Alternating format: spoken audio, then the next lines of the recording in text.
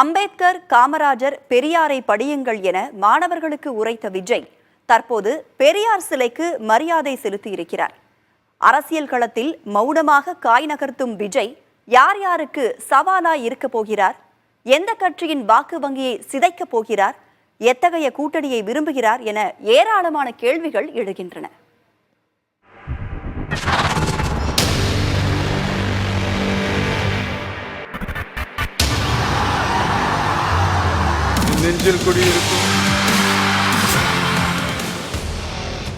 அரசியல் பிரவேசத்தை அறிவித்த பின் விஜய் கலந்து கொள்ளும் கட்சி சாரா பொது நிகழ்வு அது.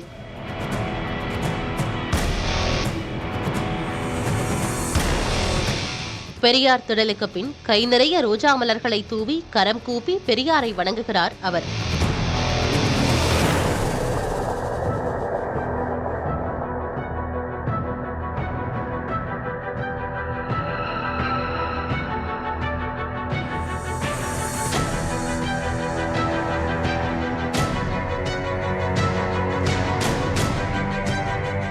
கட்சி பெயரில் திராவிடம் என்ற பெயரை வைக்காமல் தமிழகம் என வைத்திருந்த விஜயின் இந்த நகர்வு திராவிட கட்சிகளுக்கு சற்று ஆச்சரியம், தமிழ் தேசியம் பேசும் கட்சிகளுக்கு சற்று அதிர்ச்சி.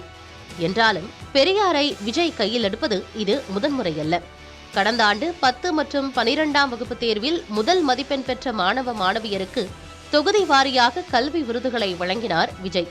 அம்பேத்கர், பெரியார், காமராஜர் போன்ற தலைவர்களை பற்றி அறிந்து கொள்ளுங்கள் என மாணவர்களுக்கு அறிவுரை வழங்கினார். இந்த நிலையில் பெரியாருக்கு மரியாதை செய்தது அரசியல் களம் தொடங்கி அன்றாடம் காட்சிகள் வரை பேசுபொருளானது. எக்ஸ் வலைதளத்திலும் தமது பெரியார் பாதையை விஜய் தெளிவுபடுத்தினார்.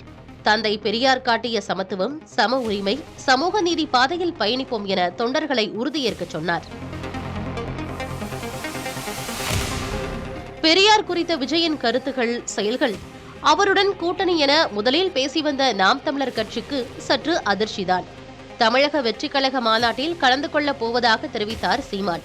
ஆனால் பழம் நழுவி பெரியார் பக்கம் விழுந்ததால் பேட்டிக்கு பேட்டி தம்பி தம்பி என விஜயின் நகர்வுகளை புகழ்ந்து பேசி வந்த சீமான் இனியும் தனித்தே போட்டி என இப்போது தெரிவித்துவிட்டார்.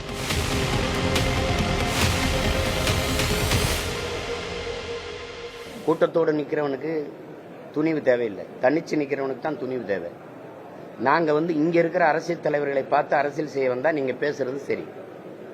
நாங்கள் எப்படி உலகா 20 நாடுகள் சேர்ந்து எதிர்த்து சண்டை போட்ட போதும் தனிச்சு நின்று போரிட்ட தலைவனுடைய பிள்ளைகள். நீங்கள் எப்படி சொல்லாதீங்க, தனிச்சு நின்னா வெல்ல முடியுமா, தோன்றணும். ஒரு லட்சியம் கொண்ட போராளி நீங்கள் தட்டி கொடுங்க, நீங்கள் தொடர்ந்து முன்னேறுங்கன்னு சொல்லுங்க.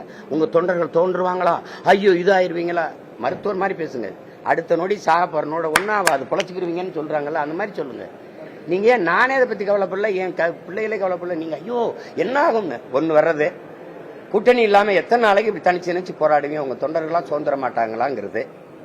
மறுபடி கூட்டணி வைக்க போறது, தம்பி விஜய் நானும் சேர்ந்துருவோம் அப்படிங்கிற ஒரு நிலைப்பாடு இருந்தா தனியா நிக்கிறதானே உங்க பலம், எது கூட்டணி வைக்கிறீங்கிறது. இப்ப என்னதான் செய்ய சொல்றீங்க? ஒரு தலைவன் என்பவன் இங்க பாருங்க, அந்த அடித்தட்டு மக்கள், உழைக்கும் மக்களோடு வாழ்ந்து அவங்களோட அங்கிருந்து வந்தவனா இருக்கணும். பசி அறிஞர் 2 வேளை பட்டி கிடந்தா பசின்னு அருமை தெரியும். அப்படி இருக்கிறவங்க தானே தலைமை ஏற்று போக முடியும். தண்ணின்னு எழுதுனா தாக நிக்காதுல. நடந்த நகர்வுகளை வைத்து பார்க்கையில் நூற்றாண்டு காலம் தமிழ்நாட்டு மண்ணில் பரவி கிடக்கும் திராவிட சிந்தனைகளுக்கு மற்றொரு திரியை விஜய் ஏற்றுகிறார். இனி திமுக, அதிமுக ஆகிய கட்சிகளின் நகர்வுகள் எப்படி இருக்கும் என்ற கேள்வி எழுந்துள்ளது. மற்றொரு புறம் பாரதிய ஜனதாவின் பி டீம் என்ற விஜய் குறித்த விமர்சனங்களும் மௌனிக்க தொடங்கியுள்ளன. ஊழல் மலிந்த அரசியலுக்கு முற்றுப்புள்ளி, பிரிவினைவாத கலாச்சாரம் களைதல் என பேசி வரும் விஜயின் நிலையான அரசியல் கொள்கைகள் என்னென்னவாக இருக்கக்கூடும் என கேள்விகள் தொடர்கின்றன.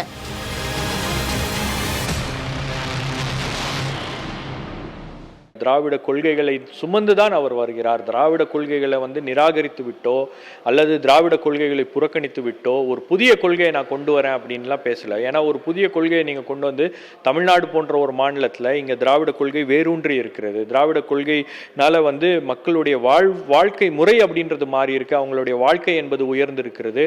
அப்போ இந்த சோஷியல் ஸ்டடி எல்லாம் ஒரு பெரிய தாக்கத்தை அவருடைய அரசியலில் ஏற்படுத்தி இருக்கு அப்படின்னு தான் பார்க்குறேன். அதனால தான் இந்த திராவிட கொள்கைகள் எல்லாம் வந்து நிராகரித்து விட்டு நம்மளால அரசியல் பயணத்தை மேற்கொள்ள முடியாது.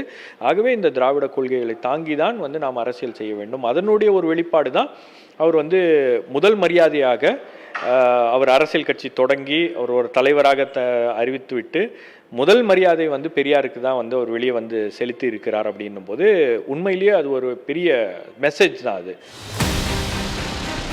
கட்சி பெயரில் திராவிடம் இல்லை, ஆனால் கழகம் இருக்கிறது. அண்ணாவை பற்றி இதுவரை பேசவில்லை. கிடைத்த வாய்ப்பிலெல்லாம் பெரியாரை பேச மறக்கவில்லை. மௌனமாக இருக்கும் விஜய் தெளிவாகவே காய் நகர்த்துவதாக கருதுகின்றனர் அரசியல் விமர்சகர்கள். கட்சியின் அடிப்படை கொள்கைகள் குறித்து தமிழக வெற்றிக் கழகத்தின் முதல் மாநாட்டில் விஜய் பதிலளிப்பார் என எதிர்பார்க்கலாம்.